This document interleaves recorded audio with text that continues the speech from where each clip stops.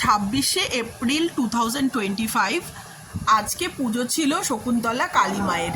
এটা একটি রক্ষাকালী পুজো। কালী মাকে এক ঝলক দেখার জন্য ছিল অসংখ্য মানুষের ভিড়।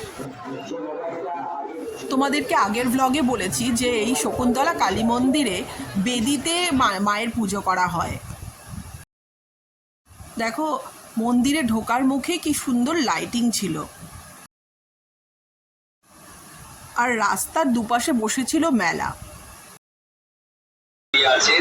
আর রক্ষাকালী পুজোর প্যান্ডেলটাও ছিল খুব সুন্দর।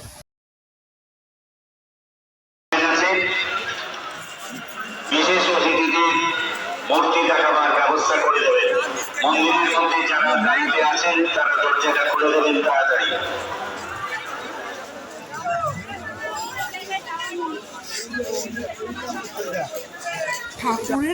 ঠাকুরকে এক ঝলক দেখার জন্য হুড়োহুড়ি লেগে গিয়েছিল।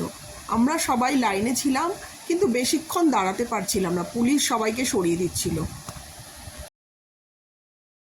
অনেক ভক্তরা এই বিশেষ দিনটিকে বেছে নেয় মানত করার জন্য,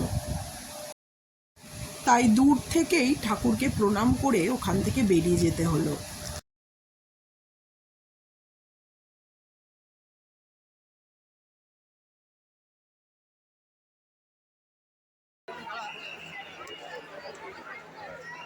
দেখো বাইরে কত বড় লাইন, সবাই হাতে ডালি নিয়ে দাঁড়িয়ে আছে ঠাকুরকে পুজো দেবে বলে।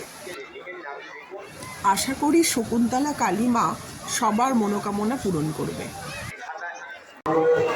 অবশেষে কিছুক্ষণ দাঁড়িয়ে ওখান থেকে বেরিয়ে এলাম।